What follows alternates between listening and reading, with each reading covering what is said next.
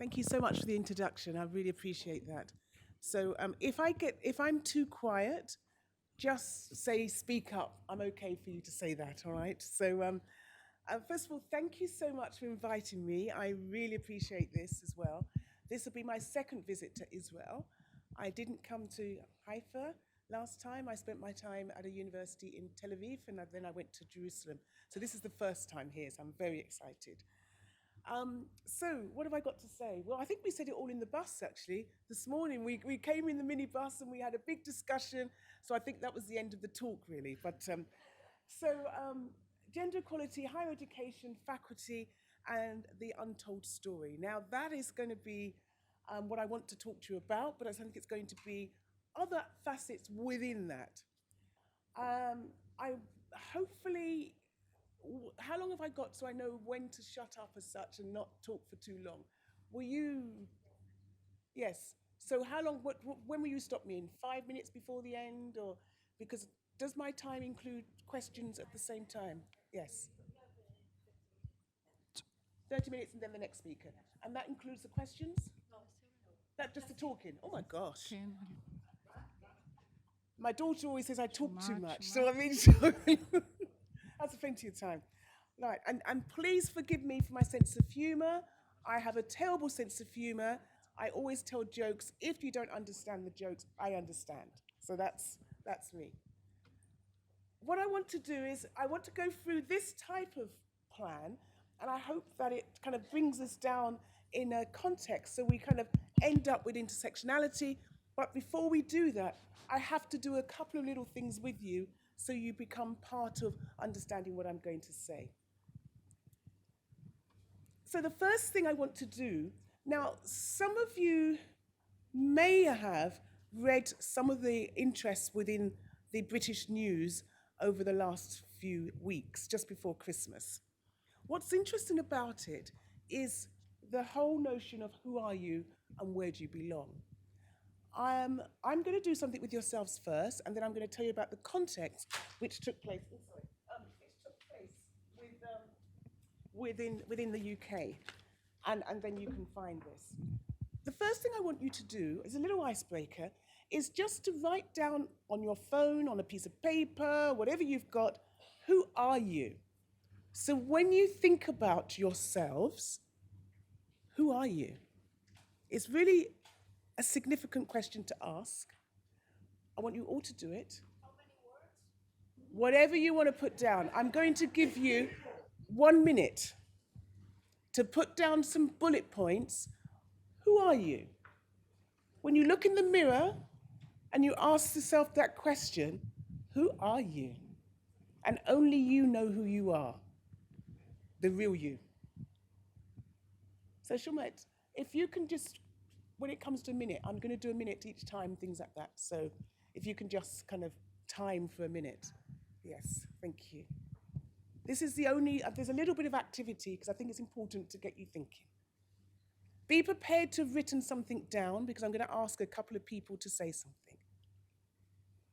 So that's the first thing. Who are you? It's significant for what I'm doing. Whatever you want to put down. I'm now going to move on to the next word, the 3 words here. So I've asked you, who are you? The second thing I want you to do is, so where do you belong? And this is, I'll help you with that. If you come to the UK, many of you have, people may ask you, who are you and where do you belong? Now you may assimilate into whiteness. And you think, what do you mean you're asking me who am I and where do I belong because I'm white? Well, you may not be as white as you think you are.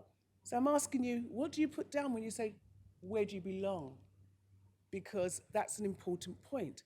Who are you, where do you belong? So I'm going to give you a couple of seconds to write down something for that.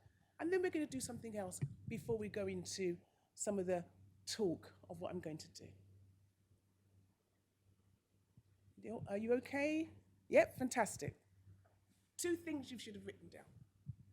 I now want you to turn to a neighbor. Turn to a neighbor, I don't mind who you talk to, but talk to somebody. Just turn to somebody And then I'm going to give you 2 minutes. And in those 2 minutes, I want you to just say what things are similar to what you put down on your piece of paper. 2 minutes.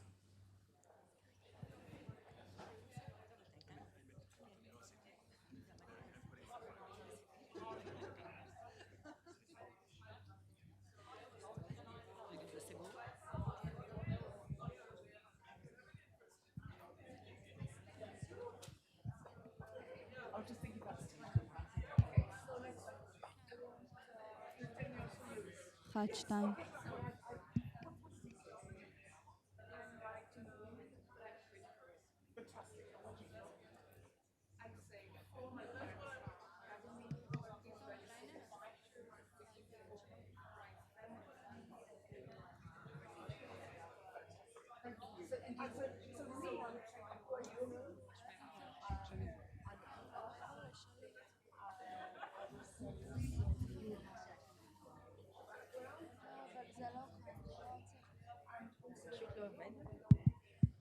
זה עובד, אבל חלש.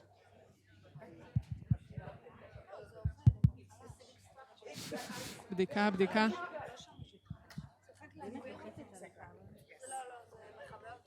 are we doing? Do we do 2 minutes yet, you know? Has 2 minutes finished? Yes, I'm going to depend on you for times, because I haven't got the times. Okay, so let's come back together. Let's come back together, everybody. That was the starter. That was the starter. Hello? Okay. Can you all hear me? Thank you for that. And I just want to get a few points to share, just a couple of points. It's a taster. I asked, who are you? And I asked, where do you belong? How many found that question, the first question, really hard? Who are you? When I asked that, had you ever, well, two things I'm going to ask you. Have you ever been asked that question before? Yes? And how many of you found that difficult? The first one. Yes? Why did you find that difficult? Yes. You have to speak up loudly.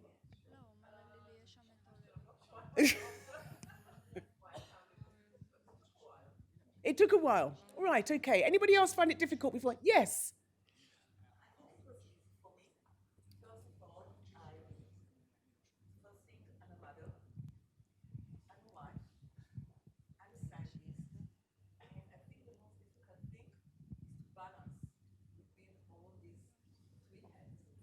Between the three hats. Right, okay, thank you. And you are? I'm not part of this. No, what's your name? My name is Louise, and I'm from the physical therapy department. Okay. I'm scientist. Fantastic. Well, welcome. Thank you very much. The last one is, where do you belong? Any thoughts around that? Was that easier or harder for some people? Was that, yes, Sumit? For me, it was much harder. Why? Because I felt there's a gap between formal tags of belonging to the inner substantial ones. And that was the difficult trying to work that out. Yes. Thank you, Shamit. Anybody else? Yes. I joined Showunmi. I found the second question extremely difficult because I understood it is not something about formal belonging, but substantive belonging. And when I thought where I substantially belong, my answer was nowhere. No. At least at the present. Right. Thank you very much. Thank you. That's really helpful. And anybody else want to say anything which they want to share quickly before I move on? Anybody else? Yes. Yes. For me, it was easy to answer. I'm a feminist. That's a question that I answer every day. So it was easy. I have this answer for almost 30 years. Right. Thank you. Thank you very much. And I want you to continue to use what I've just said there throughout this day. I think it's really important. You may ask, who am I? It's a question I ask as well. I get asked that all the time because of my surname. And unfortunately, my surname doesn't connect to my life. So very, very quickly, just a very snippet. When I ask who am I was raised by German Jewish parents from the age of 6 months in Somerset. So you have to understand Somerset is a rural area of England. And I was also in a household which was very upper class. So class was very important within my household.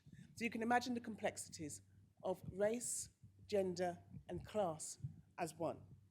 Where do I belong? Well, I belong in the rural area. I love the country. I'm not a city person because I grew up in that particular area. I didn't grow up with anybody who looked like me at all. I grew up in whiteness. So it's very interesting.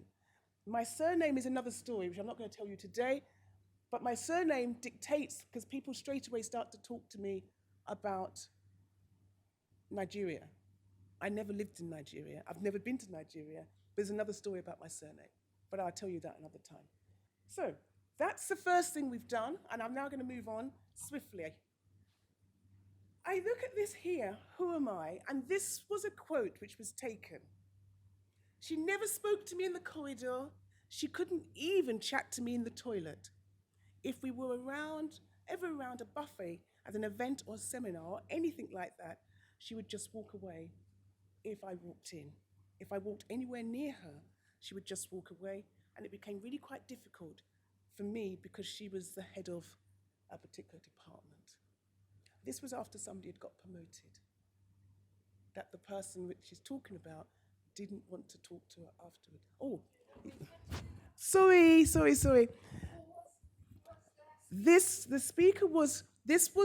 was taken from somebody who'd just been promoted to full professor. And the person which was invisible to her, didn't speak to her, was somebody who hadn't been promoted. Right? Just so we've got a little bit of stats here, because I think this is really important.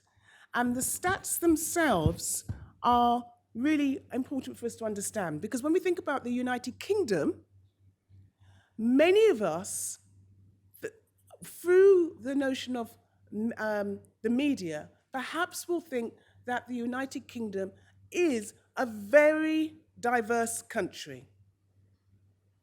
That includes Scotland, Wales, Ireland, and England. And I just put it here so you can see, we've got that little apple bit there of Ireland. And look, 82% of the country is white. It's really important to understand that. And out of that, the media would suggest to you and politicians that people which look like me, African Caribbean, would be a high percentage of this country. It says 18% which belong to Black, Asian, and mixed race. That's 21 census. But if you look down further and you see how many people which are looking like myself, there's only 4% across the whole of the country, which is just under 4 million.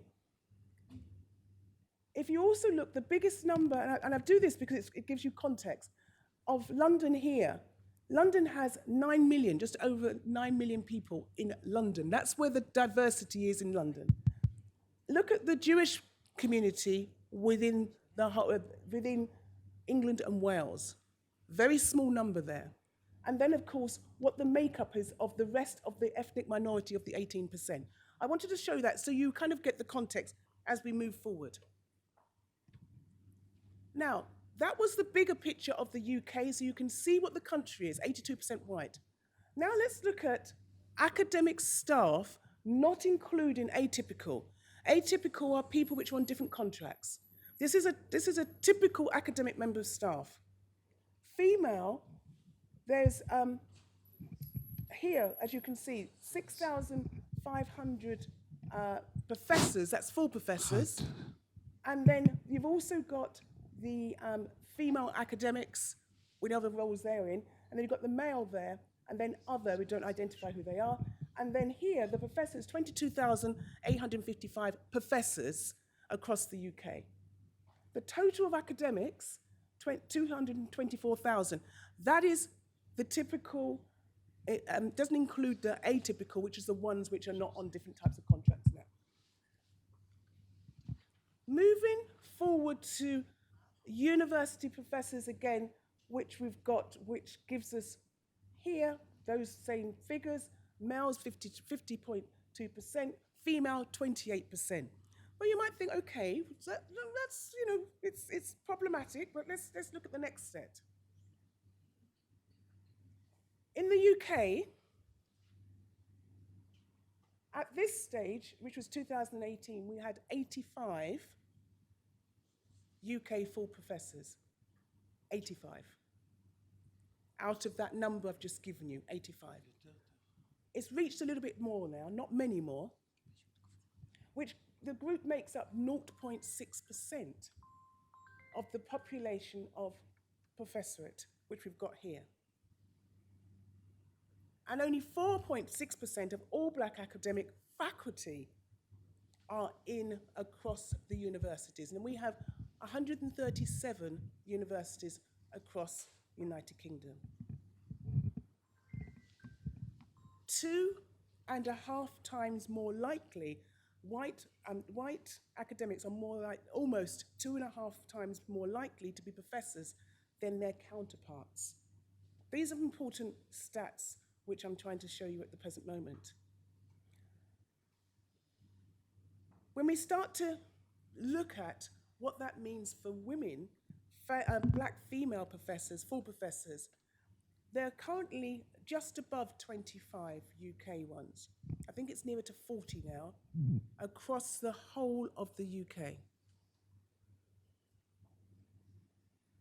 When we look at leaders of the universities, the provosts of the universities, we have two female, and the first one was Baroness Valerie Amos.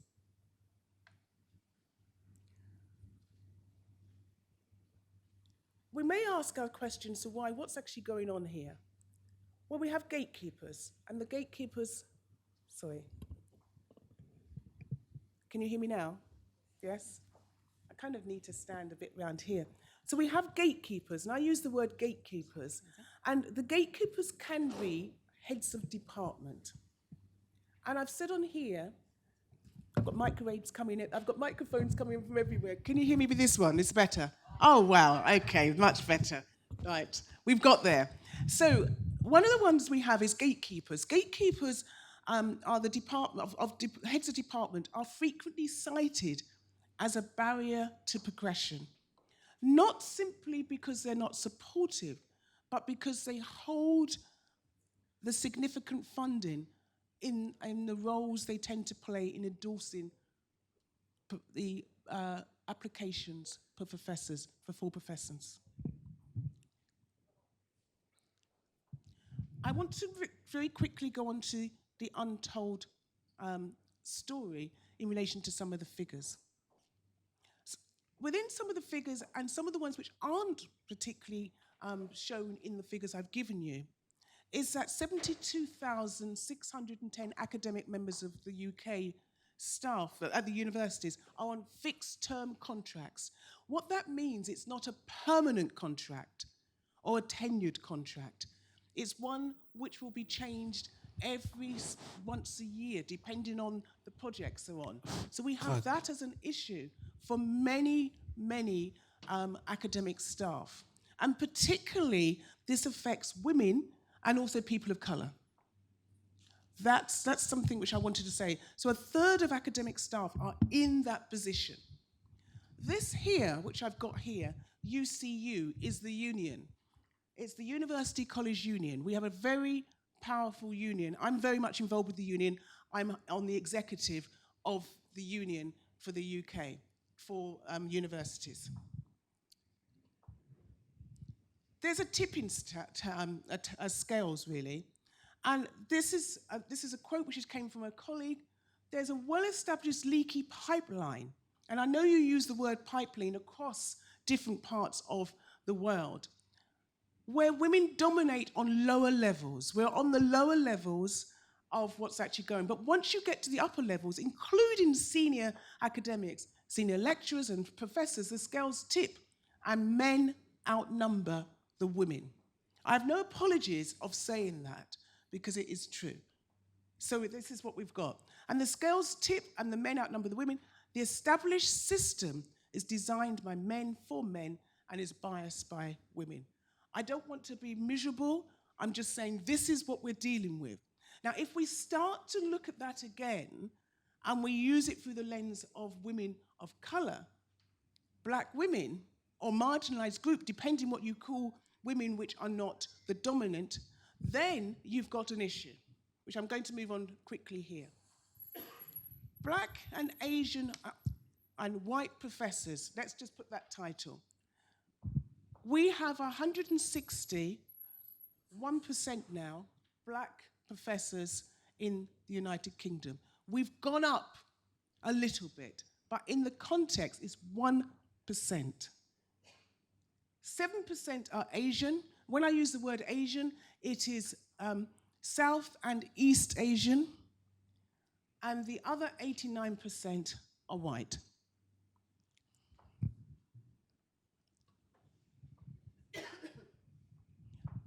I'm basing some of my discussion on some hidden figures.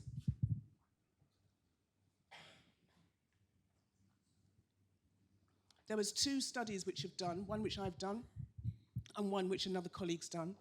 One was done of the experiences of 20 to 25, of the 25 black female professors, and the other one was done on a particular university in London.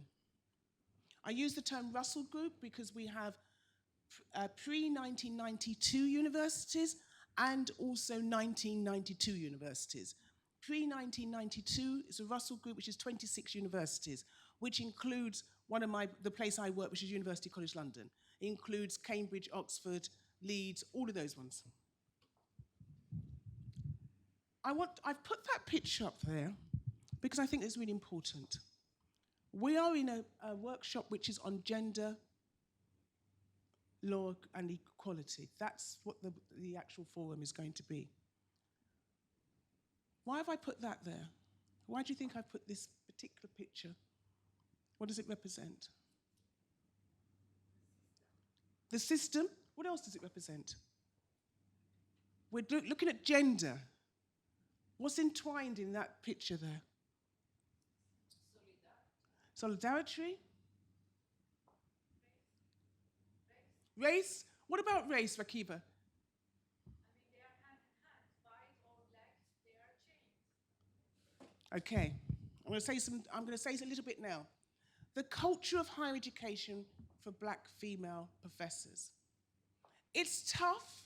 No one's saying it's not tough for white female academics. No one's saying it's not tough. However, add another layer onto it, and we have got a challenging set of circumstances for black female professors who are in higher education. They also they're characterized by excessive workloads, often requires them to work unsociable hours because they're also the ones in the faculty which other students want to connect with them because they are going to listen to them because they understand their experiences. This is particularly the case for professors who are described by one respondent as the mules and donkeys of the workforce. They do the heavy lifting. This working culture impacts negatively, of course, on their social and personal lives. Racial microaggressions is something else, which they're also dealing with. I often feel quite tired. You could think that I'd written that. 5 minutes, okay, yeah. You'd feel that I'd written this, but I haven't. This is a quote here. Look at that quote. This is a real piece of work here.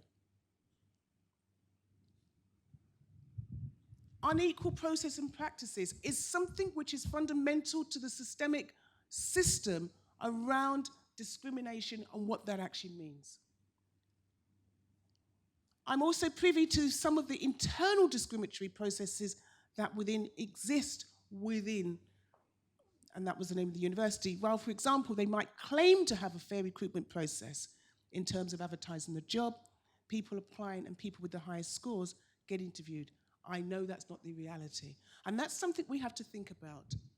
You think you're doing something which is all about what is going on within the university, and you think you've got equalities in place. For who is the question? Making sense of the data. You need to also understand, if you see equality as a them problem or an unfortunate other problem, that is the problem. And Crenshaw talks about that.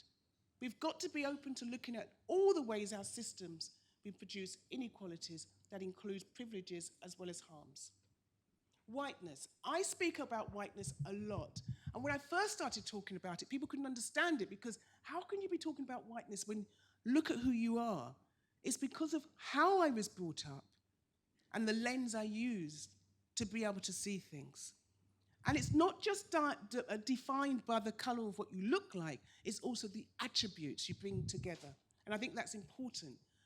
I've said here, sociologists believe the construct of whiteness is directly connected to the correlating construct of non-white people as other in society. That's an important point there. And then how those come together is through that whole concept of intersectionality. I try to provide a little bit of here so you can kind of tap into that, but a certain amount of time. I use intersectionality a lot because of it provides an approach to be able to open up and see the lens you're looking at. So you don't have this silo of gender only, because you can't take my race away from me because I am a black woman. And that is really important. And within the faculty, it is something which we struggle with, because gender gets a big voice. However, it doesn't include the voices of women which look like myself. I ask you to challenge yourself. And what that means is, these are some of the workplace initiatives which we have, which are helping. Now, you may have some of these, the gender pay gap, for example, and Athena Swan. I'm going to mention these very briefly. That, of course, the important issue with the gender pay gap is reporting. It's understanding exactly what it represents and the implications of reporting a gender pay gap. We are struggling with that because we have a society which is male-dominated and believe, as we move back to the right, further to the right, that women have a place which perhaps isn't in the workplace. Athena Swan is something, I chair the Athena Swan within my faculty, and that is really looking at how our faculty and the university looks at gender equality frameworks to be able to get under the belly of the beast to make sure that we start to think about gender equality in all aspects of our work. But I'm looking at it also through an intersectional lens because of who I am. There's some aspects around there, and I thought I'd show you a couple of things before I wrap up. This one I think is really significant. And I say that's significant because I'm using the word understanding and managing sophisticated and everyday racism. Now, you might think sophisticated is to do with subtleness. It's more than that. We are in a world at the moment, whether you're in Israel, whether you are in Germany, whether you're in the UK, Brazil, the US, racism isn't just about the blatant aspect. It's sophisticated, which makes it more complicated. And it can send you actually with very bad mental health issues, because as you're saying to somebody, I can see it, I can feel it. It's very difficult to explain that to somebody. And so I've labeled it sophisticated. Within that book as well, I talk about, which comes back to the faculty of why we look at the untold story and we look at hidden figures. Because it's sophisticated to talk about gender if we don't understand the complexities around what is going on. And I talk about in the book, I could talk about in the house with white women and black women. The word black is a political aspect of black. So don't get hung up on that, thinking I'm only talking about women which look like me. I'm talking about non-white women. If you come to the UK, you will be seen as non-white women because of who you are. within whichever country you are. And that's really important to understand. So I talk about WWS, I call it WWS, which is White Women Syndrome, and how there's only room for white women to do gender because it's for white women, it's not for women which aren't white. And so what happens then, the other women become demonized and not seen as women, or so rightly women, to be able to do that. Now, I know I've opened up a little bit of a discussion. I hand the baton to my colleague and he'll continue. But also have a peep at that one, which is around gender and educational leadership. That's got 26 chapters across the country. And Sigel, who's not here, but I'm going to be speaking at her faculty, I think, tomorrow, she's in that particular book as well. So I got different people from all over the world looking at gender and educational leadership. So I think my time's up. I hope I wasn't over time too much, and thank you very much.